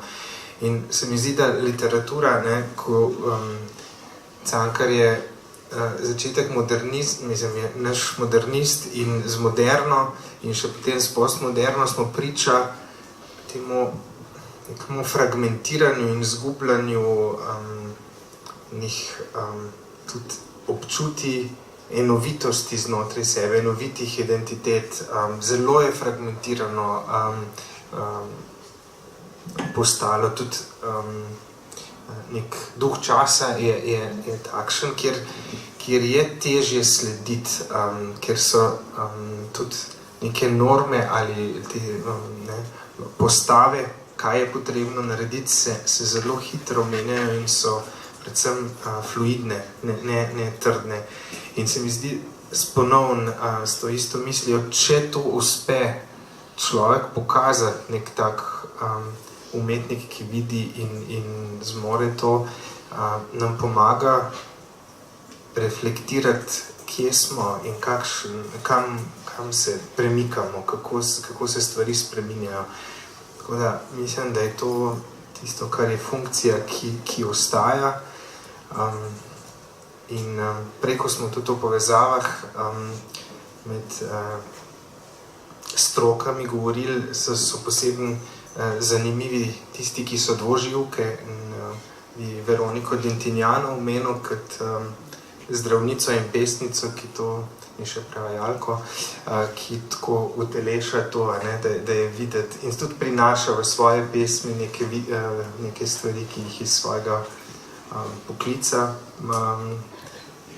pa predvsem, ker je pesnica, umetnica v tem smislu, da, kot sem prej rekel, vidi več, zna ubesediti tiste stvari, ki jih sami nekako slutimo, da so, ali pa jih nekako prepoznamo, pa jih nismo še videli. To se mi zdi tisto, kar si vprašala po vlogi, ta vloga ne bo mogla zamreti, oziroma bomo vedno hlepeneli po njej. Ne glede na medij, po katerem bo to prihajalo. To nas še tudi zelo čaka. Kako se bomo odzvali na to, kako stvari pritekajo do nas, ker, kot smo rekli, se tudi kar nekaj ljudmi, s katerimi se srečam takole mlajšimi, zdaj 20 in nekaj starimi, ki oni vse vejo o serijah, likih iz nekih likih, ki jih jaz ne poznam in ne sledim, ko se pa neki skupen imenovalc probaš nasloniti iz neke knjige, iz nekega fanta pred očmi, ki zdaj sva se zmenila, da bova brala skupaj, oziroma da bo on bral tudi in da se bova tudi prek tega, ker ni imel te izkušnje do zdaj, da bi ga kdo spodbudil k branju in da bi pa to zdaj z navdušenjem, ne vem, če so to pogosti primeri, ampak ne tako, da res, se mi zdi, da je to tudi tisti izziv skupen imenovalc najdeti, že če si iz različnih generacij, kar je spet v duhu tega, da so stvari tako hitre in fluidne, tako da še zelo bomo rabili osveščevalce tega. No, če zdaj za spol, mogoče samo še, ker ste vprašali za spol, pa se vsi spola izogibajo. Ne, jaz mislim, da je to smiselno vprašanje, ker pač v vseh družbah in kulturah, jaz vedno, ko razlagamo študentom, da je torej kultura v antropološkem smislu, torej svet pomenov, torej svet izmislekov, ker ne gre za objektivno resničnost, ampak za logičnost in te stvari. In potem seveda, koliko je kultur, seveda neka etnična kultura, kot neka bi rekla, svet pomenov, ki ga nek pripadniki neke etnične skupine delijo skozi prostor in čas in tako obstaja. Ampak vedno, jaz rečem, je treba to pomnožiti najmanj krat 2. Zato, ker v vseh kulturah, razen zdaj v zahodnih, kjer mi skušamo ustvariti eno spolno družbo, kar seveda ni po mojem dober projekt, ker jaz imam pač rada drugi spol in ne vem, zakaj bi bilo treba imeti ravno samo enega, ampak seveda v kakih kulturah ima več kot 2, ampak dejstvo je, da mislim, to so kulturno standardizirano različne izkušnje. Veste, en najbolj genialnih ameriških antropologov z prve polovice 20. stoletja je bil Sapir. In Edward Sapir je, ko je pisal, pač posthumno so šla njegova predavanja z naslovom Psihologija kulture, in je on govoril o nečem, kar se imenuje psihološki standardi kulture, kar se mi zdi, da je tako zelo pomemben koncept, ki ga praviloma sploh nihče ne pozna. Torej, on je rekel, če bi kultura imela psihologijo, bi bili psihološki standardi kulture njena psihologija. Kaj s tem misli reči s psihološkimi standardi? To, da kultura predpisuje, kako se za ene fantek vede, ko je star 1 leto, pa 2 leti, pa 3 leta, pa 5 let, pa fant, potem 15, pa 25, pa to. In enako za punco, za deklico. Zdaj smo mi sicer to skriminalizirani, pa pravimo, ne smemo igrati za deklice pa dečke, pa nas v Skandinaviji delajo eksperimente, da ne povejo fantkom, da so fantki, punčke pa punčke. Zdaj sploh ne bom govorila, kaj bo to potem prineslo kasneje, ne bom videla sploh, kaj bo to prineslo kasneje, ne bom, niti se zdaj v to spuščala. Ampak hočem reči, to ni normalno, ker z njim eksperimentiramo. Normalno je, da v vsaki kulturi obstajata 2 podsvetova. In normalno je tudi to, da moški nimajo dostopa v podsvet ženske in ženske nimajo dostopa v podsvest moškega. To je normalno. In to je zato normalno, ker povečuje odvisnost od drugega spola in motivacijo za vztrajanje z drugim spolom takrat, ko to ni fajn in v glavnem ni fajn. Da se razumela. In zdaj, se pravi, obstaja psihološki standardi, ki pravijo, za punčko nekaj drugega kot za fantka. Ne? Seveda, zato jaz vedno pravim, jasno, da je ženska literatura nekaj drugega. Mene kot žensko nagovori drugače kot Tolstoj, ki me seveda tudi nagovori, ne? Ampak recimo meni je ena tako najbolj človeško pretresljivih opisov ženskosti v slovenski nedavni zgodovini roman Dame je strah, ki je seveda zgrešil Prešernovo nagrado, pa je ne bi smel zgrešiti, ne? Ja, ne? In ko sem jaz to brala, ne, v resnici še zdaj, no, zdaj, ko govorim, mi gre kot cine gor in rečem, pišu ga, nikoli nisem moja mama razumela do te stopnje, ne? Pa sem si bila blizu v resnici, ne? Se pravi, so stvari, ki jih lahko pove samo ženska, ravno tako, kot so stvari, ki jih lahko pove samo moški. A ne, ko je pač, samo moški lahko razloži, da dejansko svet vodijo ženske, ne moški.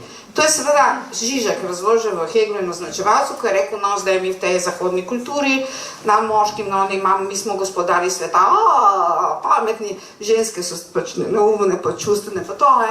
In potem ne, ampak zdaj iz tega sledi moška, v resnici traumatična eksistencialna izkušnja, kajti vsak moški zelo dobro ve, da ne samo, da ne more nadzirati sveta, ampak ne more nadzirati niti svojega lastnega telesa, kajti obstaja en del telesa, ki ga ne more nadzirati in to je falus. Ja, veš, to ti mora moški povedati, ne? Ker ženski nimamo takega dela telesa, mi smo svobodni spol. Ne? Mi nimamo takega dela telesa, kot je rekla ena moja študentka podiplomska, kjer smo bolj natančno potem pač to razpravljali, ne? Pač o telesnih delih kot označevalcih eksistence, ne? Je ona rekla, ne, to mora biti res grozno, zamisli si, da jaz grem po mestu, da vidim enega moškega, ki ga dala dol, se mi roka tako postavi in ne morem več premakniti. To je moška izkušnja, to ni ženska izkušnja, ne? Razumete, o tej izkušnji mi ne moremo poročati, ne? Ker je pač nimamo, a ne?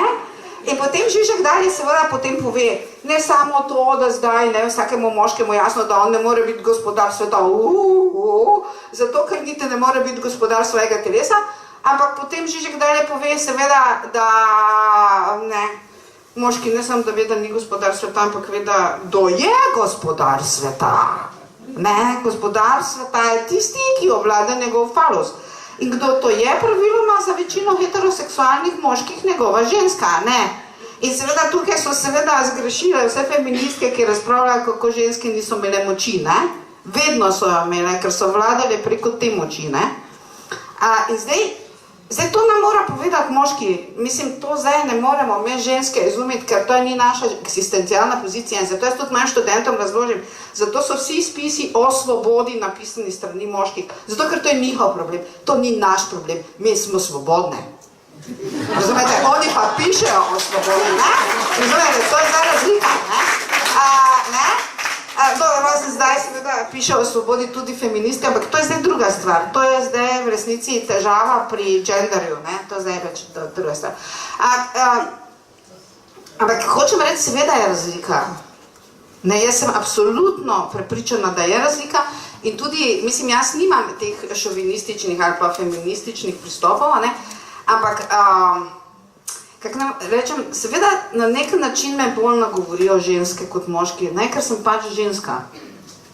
Ne, mislim, seveda. Katera je sodobna slovenska pesnica? Zdaj, to pa ne bom povedala zdaj, ne. Ampak dejstvo je, da hočem reči, da v resnici je tako, da nekatere me sploh ne nagovorijo. Da se razumemo, ne, večina. Dejstvo je, ampak to je zato, ker pač je to povezano s tem, kar je prej gospa rekla, ne, naša, ki vodi pogovor, da v resnici zdaj ta umetnost je dosti krat postala, ne se pač ukvarja z drugimi stvarmi, ne mogoče s prenosom izkušnje, ni mogoče vsakemu cilj, da prenaša izkušnjo, ne, mogoče je nekomu drugemu cilj kaj drugega. Pravzaprav je to malo nevaren zdaj. Tako, ja, seveda, ne. Tako da pač mene bolj nagovorijo tiste, ki prenašajo izkušnjo, pa mogoče te zdaj niso niti tako zelo popularni, ampak dobro. Ne, hočem reči, da seveda je razlika. Ne? In jaz mislim, da bi bilo pametno vztrajati pri tej razliki čisto zares. Ne? Mislim, da nas ta razlika bogati ni tako, kot zdaj, pač je modno govoriti, da nas ne. ker pač jaz mislim, da je to nekaj, kar je družbe držalo skupaj in verjetno je en del problemov, ki jih imamo mi v zahodnih družbah, povezan tudi s tem, da dejansko ne razumemo več tega. Ne? Je pa to razlika, seveda je razlika. Se vam pravim, jaz sem neke stvari lahko zvedela samo od moških, ampak z nekimi stvarmi pa lahko rečeš samo ženska jih lahko pove. Recimo, če dam primer, recimo filma, recimo klavira, ne? To lahko pove samo ženska. Ne? To lahko pove samo ženska. Ne? Pa recimo, ne vem, nočni portir, recimo. Ne? Ne? To so stvari, ki jih lahko pove samo ženska. Ne? Zdaj, koliko jih lahko moški razume, to zdaj pač je drugo vprašanje. Ampak ne, zdaj, redki so moški, ki to zmorejo. No, Trier je, recimo, von Trier je takšen, ne, torej Nimfomanka. Ne? Jaz vedno rečem, to je najboljši film o moškem in ženskem kulturnem principu. Najboljši, sicer moraš imeti želodec, ne, ampak je najboljši in je tudi dejansko edini odkrito pove, kaj pomeni kulturna, tako imenovana osvoboditev ženskega principa. Ne? Ne? Ampak to so zelo redki moški, ne? Tako da pač tudi bi jaz zdaj dala potencialno hipotezo o genderju tukaj, ampak no, kakorkoli, ja, ampak je razlika, seveda je razlika. Ne? In jaz pravim, mogoče, ja, res, no, mislim, od moške, seveda tole o falusnem označevalcu in o tem, da ga vodijo ženske, to lahko samo moški pove ženska. Mi nimamo te izkušnje, ne? Ampak imamo pa kako drugo, ne? Ja.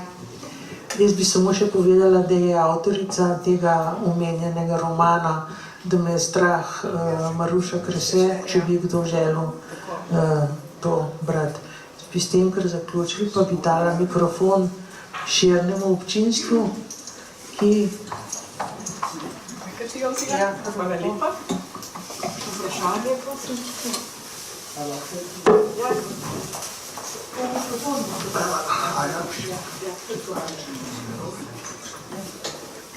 Mene osebno bi zanimalo, glede na to, da je bilo govora o Cankarju in mimogrede tudi o njegovih pismih materi. In sem prav prenesel s seboj en delček, takole piše: Ljuba mati, danes je vaš god, jaz vem, kako vi mislite o meni. Da sem lahko miselen, malovreden človek, kateri samo na tisto ne misli, kar bi bilo treba, na drugo ne. Tu sem našel stisko tako Cankarja samega v odnosu do mame in tisto, kar se mi je postavilo kot vprašanje, je morda Cankar mami ta občutja položil v njena občutja, da je dobil vtis, da ona o njem tako.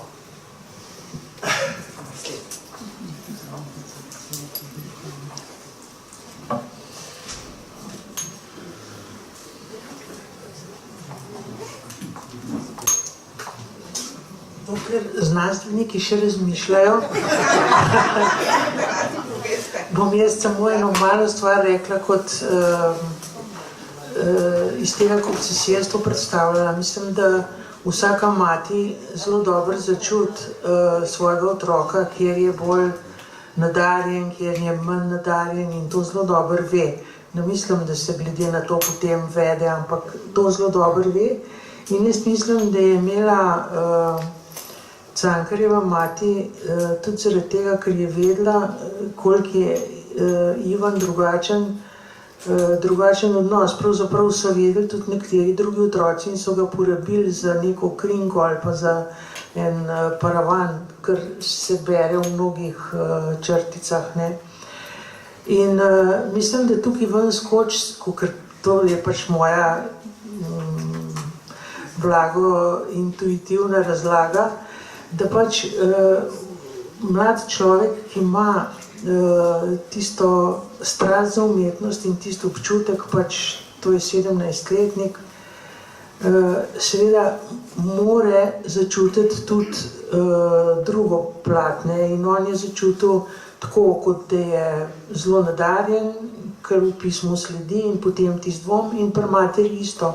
On je vedel, da ga ima ona izjemno rada, da je na vrhu vseh otrok, Ampak seveda hkrati je bil pa ta ob tej senzibilnosti tudi ta občutek, ki ga tukaj izraža. Ne mislim, da bi ga on ravno materi položil, ker mislim, da tudi to, da se je on matere sramoval. Recimo, jaz sem lansko leto, ko sem brala autobiografijo, kako je že knjiga, Stalin, naš oče, kako že, zdaj se ne moram ta hip spomniti, ker sem čist druge, ampak tam noter govori ruski pisatelj o tem, kako je bila to diplomatska družina, kako so bili v Parizu, mama je bila lepa, mlada in je rekla, da gre z njim v šolo, da ga bo pospremila in on je odtrgval roko, ker jasno ni hotel, da bi njegovi sošolci videli, da ga mama pele v šolo, ne. In ni bilo to...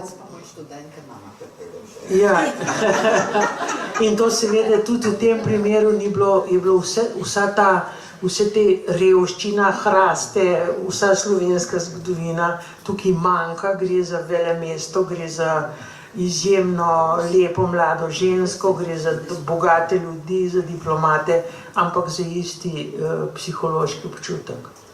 Tako da... Bi sem eno kratko opombo.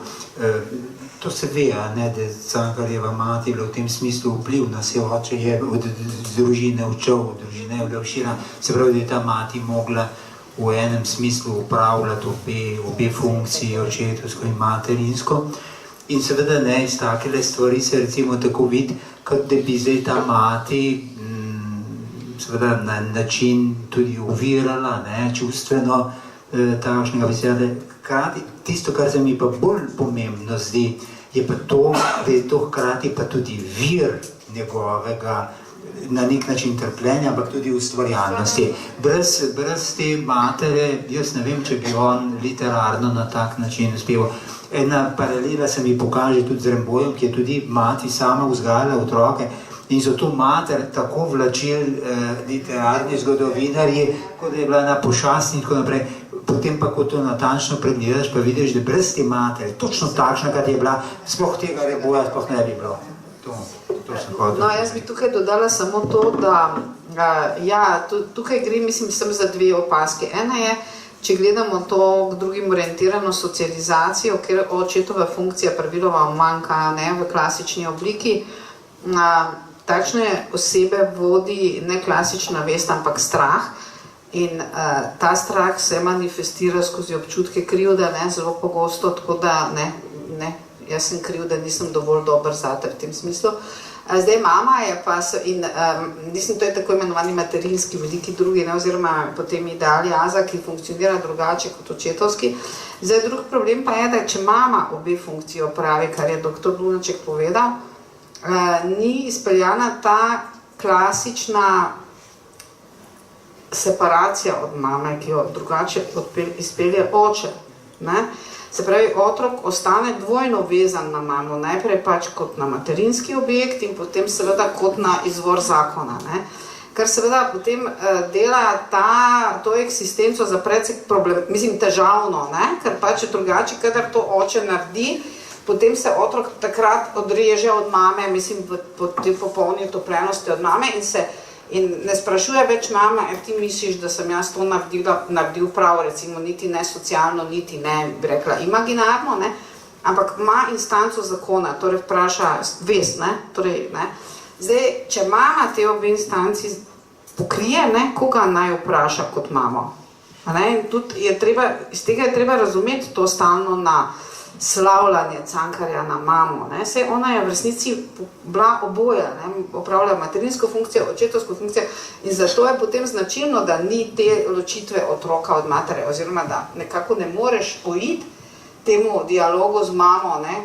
A sem naredil prav ali nisem naredil prav, ali si ti zadovoljna ali nisi zadovoljna in tako naprej. Ne? Čeprav inštanca vesti. Ampak to naredi pravzaprav situacijo veliko bolj labilno, več stabilno, ker tista očetovska instanca bi predstavljala neko, ampak ravno ta labilnost je pa mnogokrat vir močnega trpljenja in kot taka vir ustvarjalnosti, seveda, No, ravno to sem hodila, kako Cankar govori o tej inštanci vesti, ki jo ima kot edinega Boga.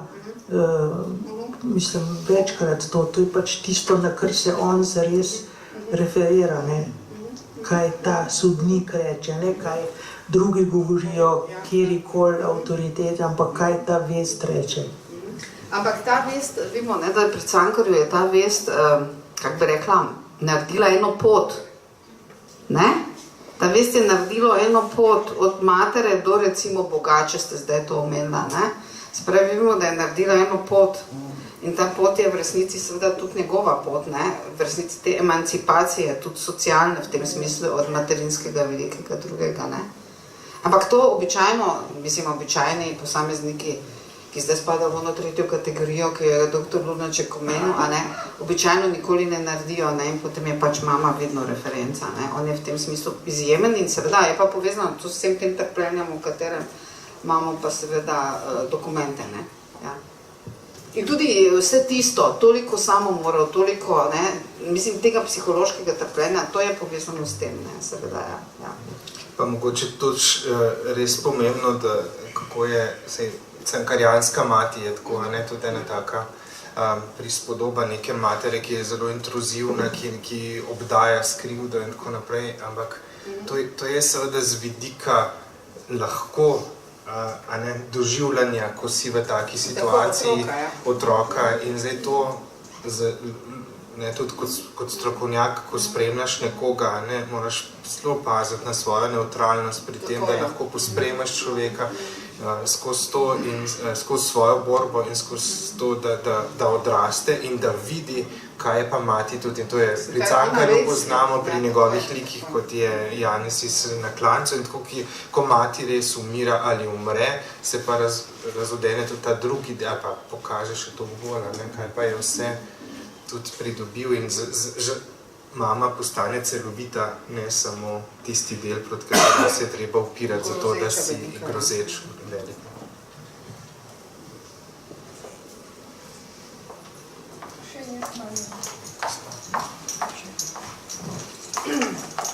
Do vas pridem.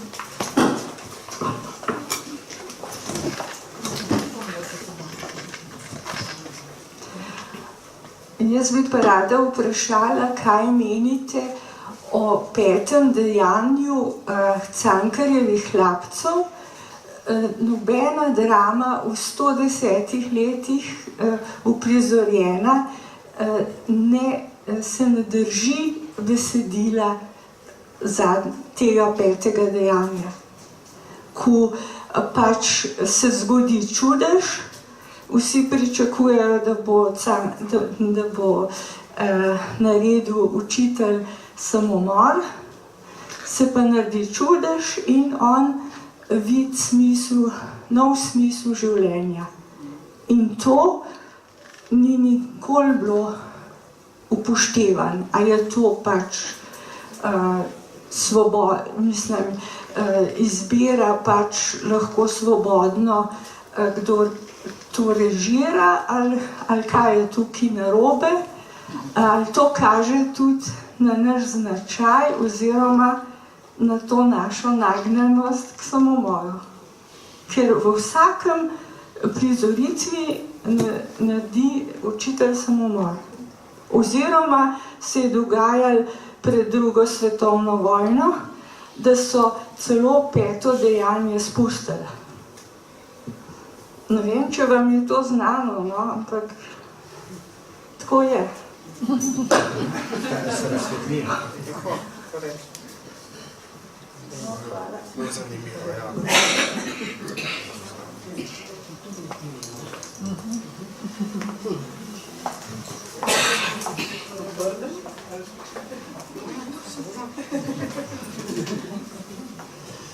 Če tiste fosile spet potegnem na plano, o katerih je dr.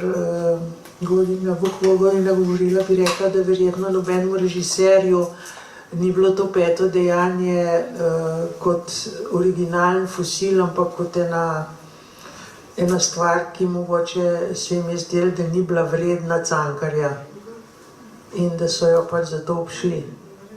Najbrž. Drugače si ne morem razlagati.